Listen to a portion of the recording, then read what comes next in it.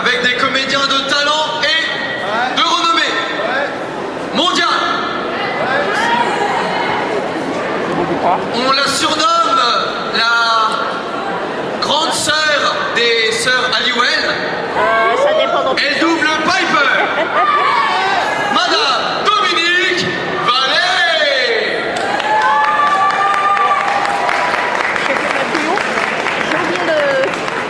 Sa voix ne vous est pas inconnue. Il double dans Sherlock le docteur Watson, Yann Béraud.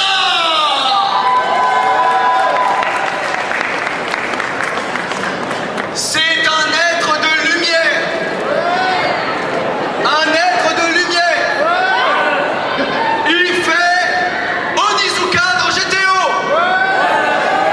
GTO. Monsieur Benoît Dupin.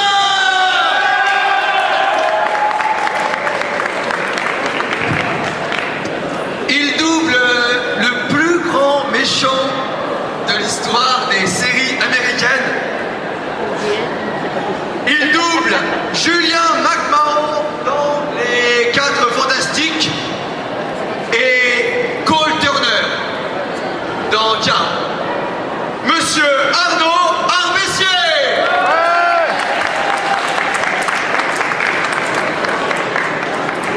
Ne dit-on pas le meilleur pour la fin ou la meilleure, la plus belle de toutes les comédiennes? Elle double avec Dominique. Elle donne sa voix à Drew Barrymore, à Penny dans Big Bang Theory et Kitsune dans Lovina. Madame Laura Préjean.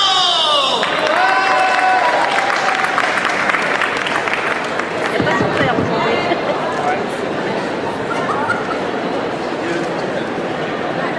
T'as ton micro? Laura va commencer. Bon alors on se croirait un peu chez Michel Drucker, c'est vivement dimanche, on est bien dans le petit canapé rouge. Bon alors, tout d'abord, comment ça va? Ça va bien. Vraiment bien. Vraiment bien? On est très content d'être là. Nickel. Merci. Bah alors c'est quoi Merci de l'accueil. la journée d'un comédien? Il se lève le matin, il se dit aujourd'hui, tiens, je vais aller voir tel ou tel personnage. Comment ça se passe?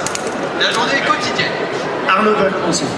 Alors, une bonne ou une mauvaise journée? Bah, une très bonne pour commencer. Une très bonne. Alors, une très bonne, on se lève à 6h du matin, on va courir une demi-heure, trois quarts d'heure, histoire de se mettre en forme. Ensuite, on va courir dans les studios pour doubler des séries américaines merveilleuses. On travaille comme une bête pendant des fois 2 heures. Ou alors on fait une journée complète et puis le soir on va au théâtre. Voilà. C'est une belle journée. C'est vrai, belle journée. Voilà, ça maintenant, bah, effectivement, studio, on voit les copains, on parle avec les directeurs artistiques des personnages qu'on va doubler, et puis on partage un moment de bonheur tout en travaillant sérieusement. Voilà, c'est vraiment ça. C'est y aller avec le plaisir, donc c'est une chance. Et de temps en temps c'est plus dur, de temps en temps c'est plus simple, mais en tout cas, on a le sentiment d'avoir fait, je pense, en fin de journée, une belle journée, voilà, un bon travail. Le sentiment de travailler fort. Yanuch. Complètement d'accord. Ça marche ou pas? On m'entend? Oui, oui. Et attendez, la journée d'une jeune fille. Laura, raconte-nous ta journée. Parce que Laura, elle veut vraiment vous parler et elle n'ose pas. Tu me le paieras plus tard. Une journée classique, c'est une journée où on se lève, on est content d'aller bosser, content d'aller faire ce qu'on fait, d'aller voir les potes. Voilà. Et puis même si les journées sont longues et un peu speed, on est content, on se régale. On a la chance de faire le métier qu'on fait. Voilà. Donc, et vous nous le rendez bien en étant là. Voilà. Et puis comme on ne travaille pas tous les jours, bah, quand on travaille, on est vachement content. Voilà, de retrouver les copains, d'en rencontrer de nouveaux, de rencontrer de nouveaux personnages. C'est vrai qu'on fait un joli travail. Merci. Donc, vous dirigez, vous jouez, vous êtes derrière la barre, vous êtes avec vos filles derrière. Comment comment ça se passe, disons, pour un directeur artistique de choisir correctement une fois, de dire bah tiens j'ai pensé à telle ou telle personne, d'essayer de comprendre quel comédien irait bien avec quelle voix. Là je m'adresse vraiment au directeur artistique, un peu ceux qui dirigent.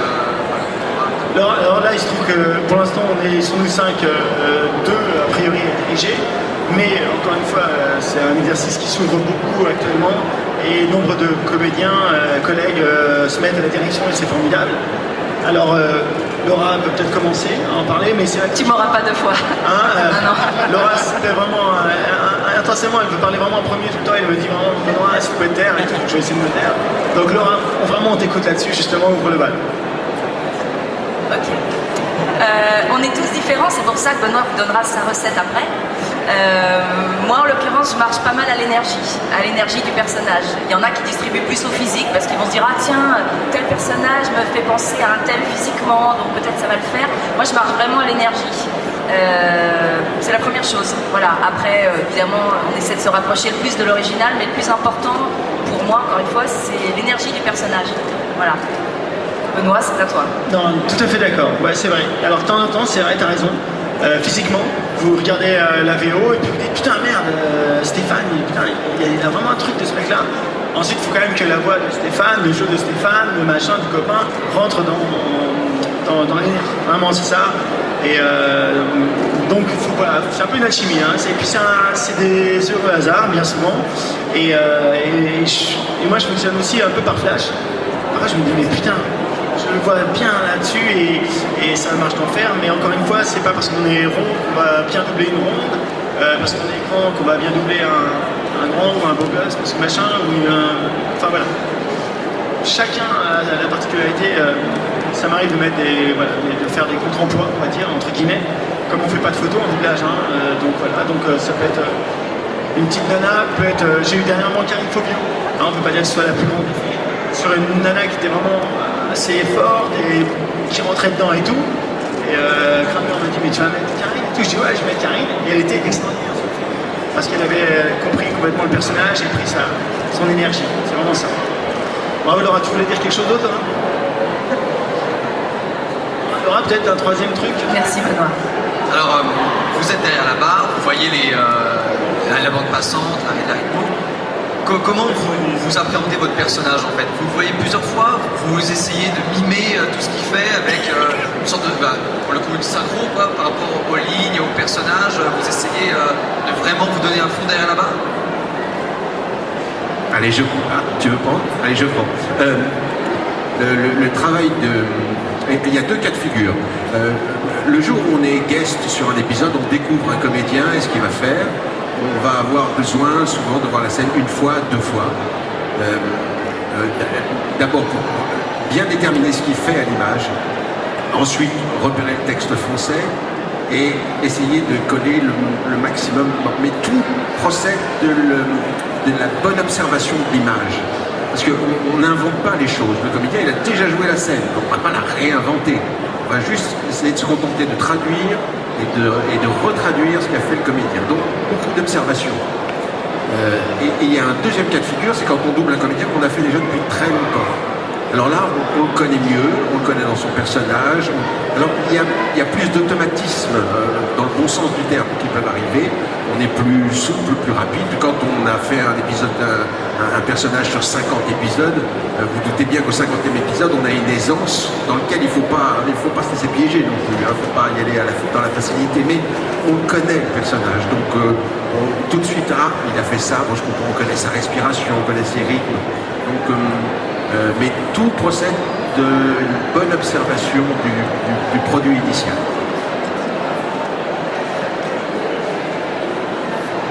Il parle bien Arnaud, attention, hein, il est conférencier et il fait le tour du monde. Bravo Arnaud. Arnaud a Ça tout fait dit, mal ça, parler aussi bien. Derrière, t'as l'air con. Hein, Je passerai parmi vous avec un chapeau. Ouais. Il fait pas mal les bar mitzvahs en ce moment et on peut l'appeler aussi pour... Yann, tu voulais rajouter un truc? Absolument pas, Laura va nous aider. Laura. Non, je pouvais juste vous dire peut-être que en fait la technique du doublage, c'est comme n'importe quelle technique, ça s'apprend facilement, rapidement. En fait, le plus dur, c'est de jouer la comédie. Et c'est pour ça que ce sont des comédiens qui font du doublage et pas des gens, je ne sais pas, qui font autre chose. C'est un métier, voilà. C'est vrai que voilà, si on avait un conseil à donner à certains qui nous écoutent, commencez par des cours de théâtre.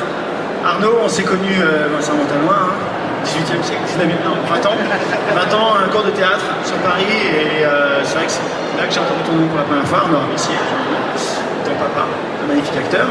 Et donc on a commencé par des cours de théâtre, et ensuite c'est vrai que c'est une des branches de notre métier. Le doublage est une des branches géniales, mais qui nous permet d'exploiter aussi les autres et de continuer à vivre et de continuer à faire du théâtre le soir pour des fois pas grand chose. Et des fois on gagne bien notre vie, des fois on gagne moins bien notre vie au théâtre. Et donc le doublage pour ça peut aussi aider à lancer des projets. Arnaud en a fait un cette année et il a dû se donner beaucoup de mal et de l'énergie et tout ça. Et le doublage permet aussi parfois d'avoir cette liberté, ce luxe qu'il n'aurait peut-être pas eu s'il n'y avait pas quelque chose à côté qui permette aussi de vivre du lundi au jeudi. Donc voilà, mais comédien d'abord, bien sûr, avant tout. Sauf pour toi, Yann, bien sûr, mais sinon nous... et Laura, qui va nous en parler aussi, elle était coiffeuse visagiste avant. Alors Laura, raconte-nous. 200 quoi? J'ai fait pas mal de relooking, non je rigole. Oui, j'avais pas grand chose à ajouter. C'est pas un exercice de lecture, ce sera jamais un exercice de voix et de lecture, c'est un exercice de jeu. Donc même si la technique a l'air assez évidente à appréhender, si vous ne jouez pas à la comédie, personne ne sera ému, on ne restituera pas ce qui se joue en original et ce sera plat et sans intérêt. Donc voilà, comédien avant tout. Nous, avec Benoît, on a joué au théâtre ensemble il y a très longtemps. Je lui ai roulé des pelles.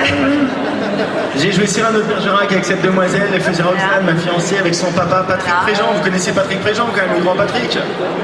Ah, s'il vous plaît. Voilà, donc grand on s'est monsieur. connus, on faisait du théâtre. Avec Yann, on s'est connus, on faisait aussi du théâtre. On vient tous de... Enfin, nous trois, voilà, on n'a pas joué ensemble, mais voilà, on s'est connus ailleurs que sur un plateau de doublage. Voilà. Absolument. Et une toute dernière chose à propos de ce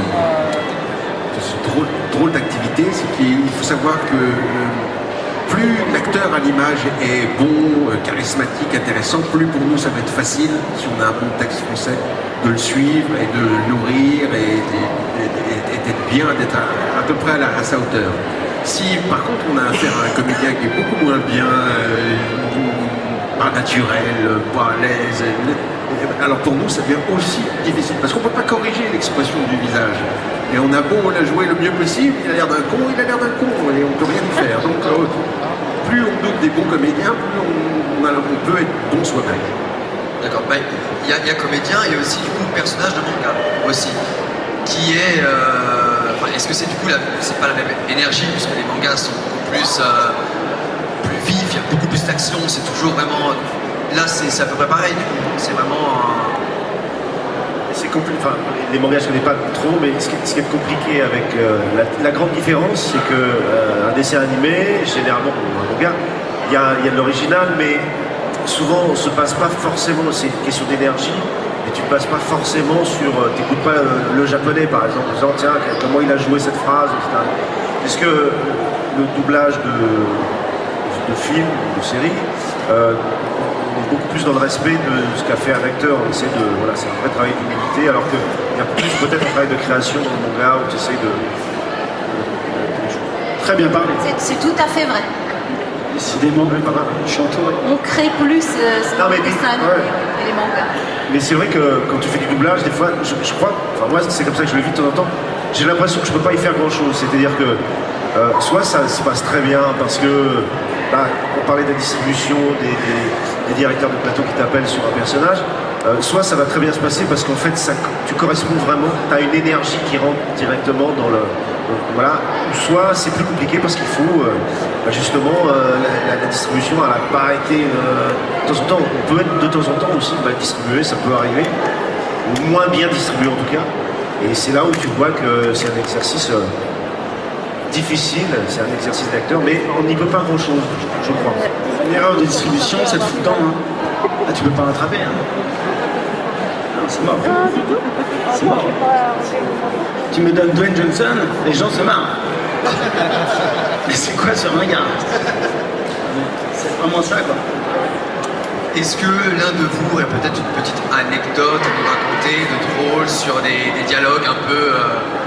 tu parlais de la scène de Cyrano, mais est-ce que du coup il y a eu des scènes un peu comme ça dans des films ou des séries ou des mangas que vous avez doublés où vous aviez été assez mal à l'aise, disons, de jouer? Léo, il était gentil avec Piper, Léo. Hein. Il n'y a pas trop eu de scène haute, hein, tous les deux. Ah non, puis de toute façon, quand elle avait besoin de lui ou envie de lui, elle le figeait. Ah merde. Elle en faisait ce qu'elle voulait. C'est bien pratique. Il disparaît assez vite aussi, hein. Il partait, chung. Non, donc... non, dans les scènes... pas trop de scènes embêtantes. Dans Charm, c'était pas trop le genre, non. En revanche, dans des mangas, moi j'en ai fait beaucoup, oui, mais je ne me souviens plus très bien. On va trop donner les Des souvenirs. personnages, mais oui, c'était très haute même.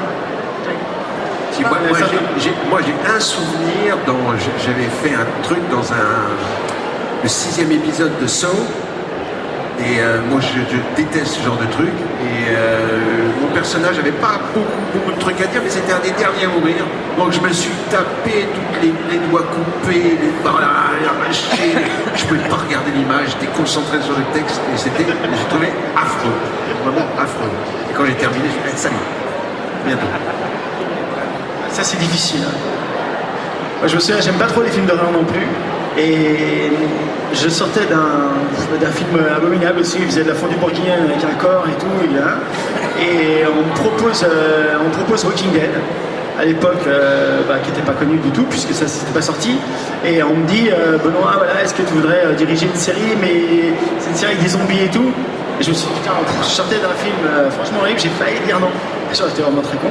Et j'ai dit, ouais. Et puis j'ai regardé l'épisode et franchement, j'ai flashé tout de suite sur Walking Dead. Mais c'est vrai que film d'horreur, j'avais fait, ouais, Paranormal Activity aussi.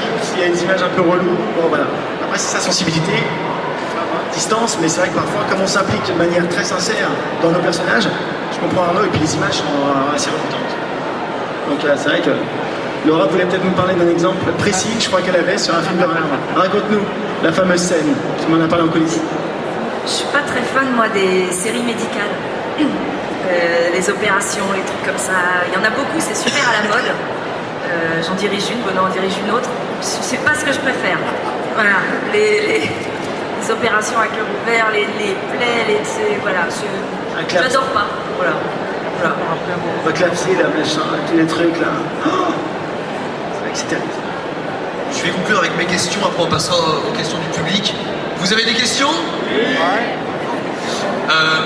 C'est une question pour conclure, disons, si vous aviez un rôle préféré, disons, ou une réplique, un culte que vous avez, lequel ou laquelle ça serait? Ah, vas-y, Laura. Voilà, donc alors... Moi, je dirais franchement GTO. Avec Ichiro Suzuka, 22 ans, célibataire libre comme l'air. Voilà, je dirais ça. C'est vraiment celle qui m'a marqué et qui représente vraiment le personnage. Après, peut-être dans Sherlock, il n'y avait pas un gimmick ou un truc qui te reprenait de temps en temps. Ou le contrôle du chaos sur Shadow. Et toi, dans Charmed, oui, il y a Léo, le livre des ombres, vite, va chercher Wyatt. Un vrai clébard.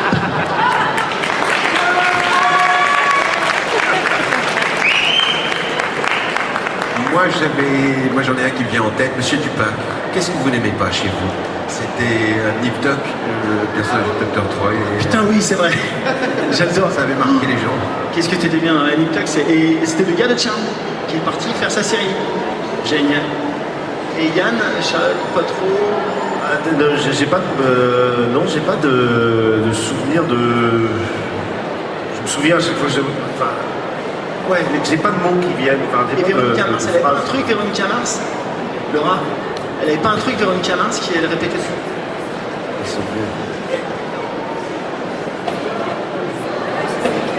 Et Laura, peut-être Quoi? Je sais pas, dans Lovina, tu sais... Je me souviens plus des répliques, franchement. Des personnages qui sont marquants, oui. Je pourrais pas... Même une réplique de Penny dans Big Bang Theory, je sais pas, non, je pourrais pas. Non. Désolée.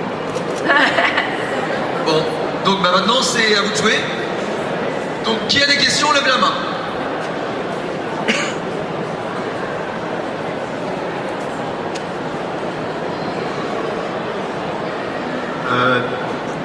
Bonjour à vous, merci de nous honorer de cette présence. C'est gentil, merci. J'aurais juste une question pour le groupe en général. C'est vrai que vous avez donné l'impression d'être une grande famille très, très soudée. Et j'aimerais savoir, est-ce que vous avez déjà fait plaisir à un de vos fans en lui permettant d'assister à une de vos séances de doublage? Oui. C'est oui. Son mari, Dominique Parlson. Oui, je l'ai fait. Je doublais Marie Holly Combs, donc Piper, dans un téléfilm. Et j'ai un fan que j'avais sur Facebook. Je savais qu'il venait à Paris pour une convention Charmed. Et ça tombait le même week-end. Et je lui ai dit, si tu viens le matin, tel jour, tel samedi matin, à tel endroit, tu pourras assister au doublage. Et voilà, je lui ai fait très plaisir, je crois. Il était très heureux. Il était avec moi carrément devant le micro. Il était assis à côté. Moi aussi, je l'ai fait Donc, souvent. ça peut arriver. Pour une modique somme de 250 €, venir avec moi. Sans problème. Il est affreux. Aujourd'hui, c'est un poil plus compliqué parce qu'on fait des séries qui sont diffusées souvent en simultané ou à 24 heures.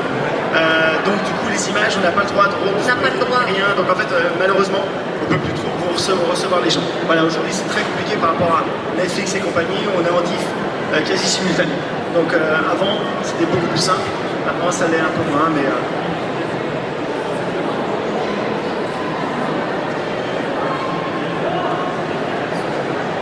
Alors.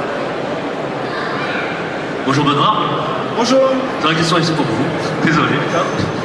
Alors, ma question, elle est assez spécifique. Voilà.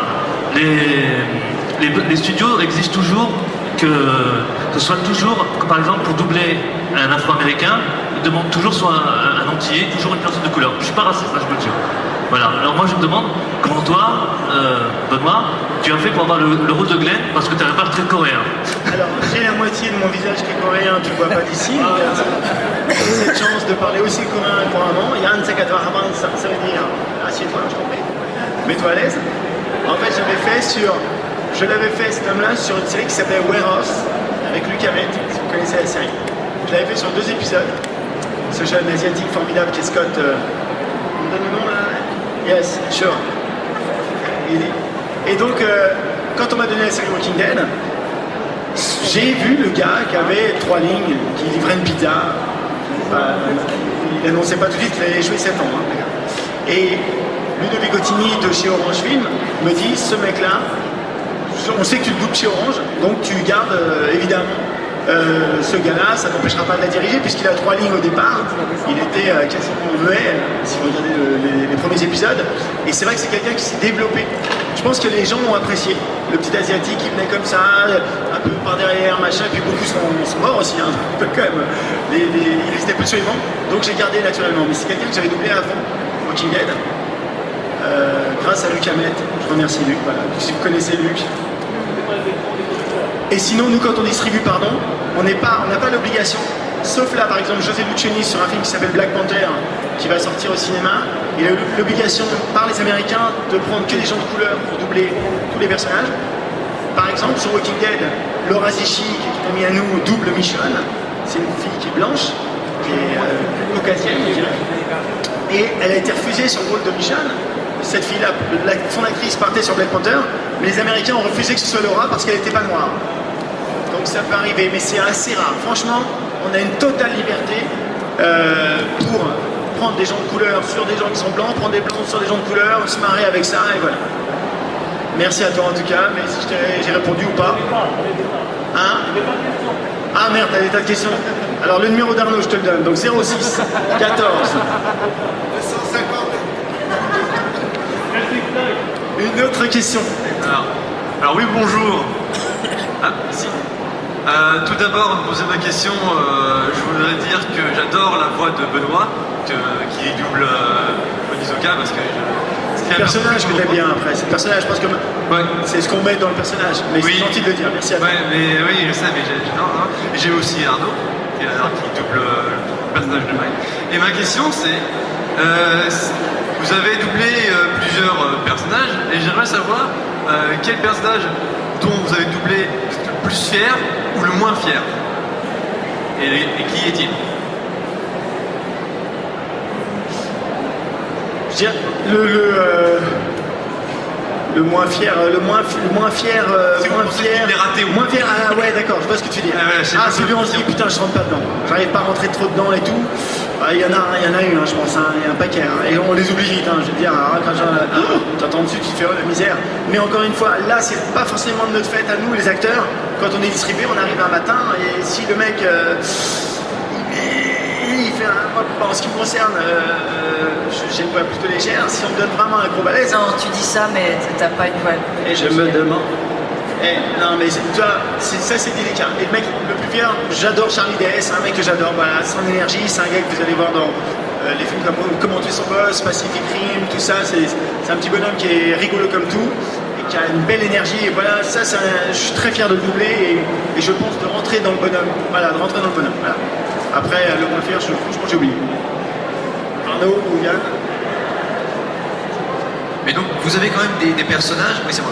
Vous avez quand même des personnages qu'on vous impose et dont vous ne voulez pas du tout prêter la voix, vous ne voulez pas du tout les incarner?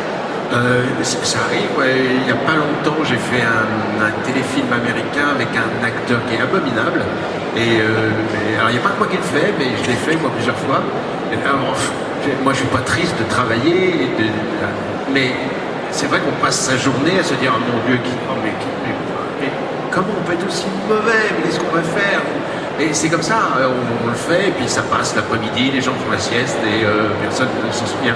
Mais il y en a plein des comme ça, ou dans des téléfilms allemands, ou des trucs où on se dit, mais c'est improbable ce truc. Mais on le fait quand même avec le plus grand. Souvent, on améliore un peu. Sans être trop prétentieux, on améliore un peu. On ne peut pas se permettre de refuser du travail. Donc voilà, après on y met tout notre cœur, mais bon, si le comédien en plus, la comédienne à la base est moyenne, on ne peut pas faire mieux. Donc voilà. Mais on les oublie vite. Parfois c'est nous qui sommes mauvais. Hein. Faut pas oublier. Hein. Parfois on rentre pas trop dedans et on se dit putain allez. Et puis on y arrive un peu grâce à la direction artistique. Oui, c'est vrai. Parce que on est un peu aidé. C'est vrai ce que dit Benoît, c'est ça? Oui. Nageur coiffeur. Du bac en deux mots. Hein. Oui, parce qu'il faut dire que Benoît disait, des fois on va avoir un personnage qui ne nous convient pas. Bon, c'est une chose, mais si on avait beaucoup de temps pour le faire, peut-être qu'on pourrait rentrer dans un mouvement et puis finalement finir par le trouver. Mais on travaille maintenant à une vitesse supersonique parce que les budgets n'ont pas augmenté, mais par contre il y a un débit incroyable. Donc le personnage ne vous va pas, il ne vous va pas, mais on ne vous donnera pas 5 minutes supplémentaires, ou peut-être en tout cas pas 10, pour essayer de rentrer dedans. Donc où ça marche, ou ça marche pas. D'où l'importance du casting. On va passer à la dernière question. Encore deux questions, allez, deux questions, parce que Laura, elle voulait... Pardon. Ah oui, Laura, elle a pas eu son temps de parole. Et je voudrais vraiment que Laura puisse... C'est le compteur, hein, il y a un compteur ici.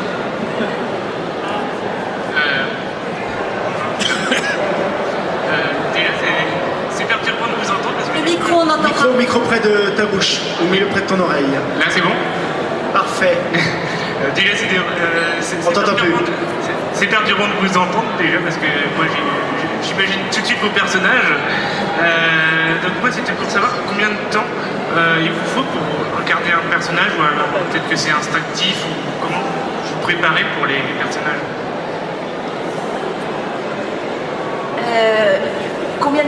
Excuse-moi, j'ai pas tout entendu. Combien de temps on a pour se mettre dans le personnage, c'est ça? On n'a pas de temps. Ok. Pour commencer à comprendre le personnage, c'est ça ta question? En fait, sur une série, moi je dirais qu'il faut 2-3 épisodes. Idéalement, il faudrait toujours refaire les 2-3 premiers épisodes parce que c'est le temps qu'on met à appréhender un peu. Après, honnêtement, il faut aller le plus vite possible. Sur un film, t'as pas le temps de mettre... Si t'as 2 jours d'enregistrement, t'as pas le temps de mettre une journée pour trouver le personnage. Donc il faut faire, encore une fois, au plus vite. Il arrive parfois sur des films cinéma qu'on nous fasse une projection du film. C'est super rare. L'enregistrement qui a lieu par exemple, je dirais n'importe quoi, jeudi, vendredi, samedi, vous allez faire le premier rôle du film. Et la société de doublage vous propose une projection privée le lundi soir ou le mardi. Mais c'est de plus en plus rare. Pourquoi? Parce que les images ne doivent pas sortir, encore une fois. Des fois, sur les gros films, on voit rien. Donc même si on voit une projection avant, si on a un rond avec une bouche, ça ne sert pas à grand chose. Donc maintenant, c'est tellement secret défense, faut pas voir, faut pas mettre sur Facebook, faut pas faire de photos, etc., que on se prépare pas en fait. C'est tout à l'instinct. Ah, on nous demande de partir. Ah non. On nous demande de partir ou pas, non? On nous demande de partir. C'est la dernière. C'était bon. Ah, attention. Ah, bon, on se verra tout à l'heure. Alors, attention. Un petit jeune ou quelqu'un, attention. Aurélien. Oh là là, la classe. Ouais, c'est la classe. Bonjour, tout d'abord j'adore le manga GTO, le personnage de Mary et Zaka. Merci. J'avais une question, est-ce que c'était difficile ou pas pour tout ce qui est bruitage, quand vous doublez, enfin quand c'est des phrases ça peut être facile, mais quand c'est des bruitages, quand vous faites... Non, franchement, ça c'est rien, ça c'est... faut foncer dedans. Tu fonces dedans et tu fais tout ce qu'il fait et tu t'amuses et ça part en couille. Donc c'est du bonheur, c'est que du bonheur ça, non. Allez, une dernière question pour Dominique, parce que je sais que Dominique et Laurent, elles voulaient vraiment parler. Et je voudrais vraiment que ton parole soit équitable, sinon le CSA va nous goler. C'est la dernière. C'est la dernière. La dernière de chez dernière. Tout d'abord, je voulais vous remercier à tous parce que, étant encore fan de Charm, d'avoir 4 voix quand même de référence qui sont là, donc c'est juste énorme, donc merci. Et puis donc ma question, en effet, s'adresse à Dominique. C'est Alexandre. Moi? Ah non, pas du tout. Donc voilà, en fait, vous avez repris finalement le rôle de Piper, donc Marie Combs, à partir de la 3e saison. Et non, c'est à partir de la 2e, mais bon... Non, 3e. Alors, c'est C'est Dominique Cheby. Voilà. Et en fait, avant, c'était une autre Dominique. c'est ça. Et on voit bien, donc, par vos voix, en fait, vous apportez quand même une partie d'âme finalement au personnage dans la VF. Et quand il y a des changements, le cas le plus flagrant, ça s'est vu dans Friends, la saison après 8 saisons. Est-ce que vous n'avez pas peur justement quand vous repreniez un doublage qui a déjà été fait par quelqu'un d'autre, que ça ne matche peut-être pas et que le personnage perde au niveau côté crédit ou quoi? Je me suis pas trop posé la question, il y a eu des essais, j'ai été choisie, donc j'ai supposé que si on me choisissait c'est parce que ça collait bien. J'avais pas vu avant la série, je savais pas ce que c'était, donc je me suis pas du tout posé cette question, voilà. Ça pose pas de problème du tout en fait de repasser. Ah non. Enfin voilà, ça vous a gêné vous de... Moi ça m'a un peu perturbé en tant que Léo. Je vous le dis, dans Charme, au contraire le personnage est monté en flèche, mais des fois voilà, est-ce que ça risque pas? Non, c'est pas... Enfin, on se pose pas cette question-là. Enfin moi, je suis... On était amené un côté sexuel au personnage. On voulait dire exactement. Merci beaucoup. À ta nature quoi, tout simplement Dominique. Hein. Oui. N'allons pas contre sa nature. C'est vrai, c'est ma nature. Très bien. Eh bien merci à vous. Merci beaucoup. Merci beaucoup.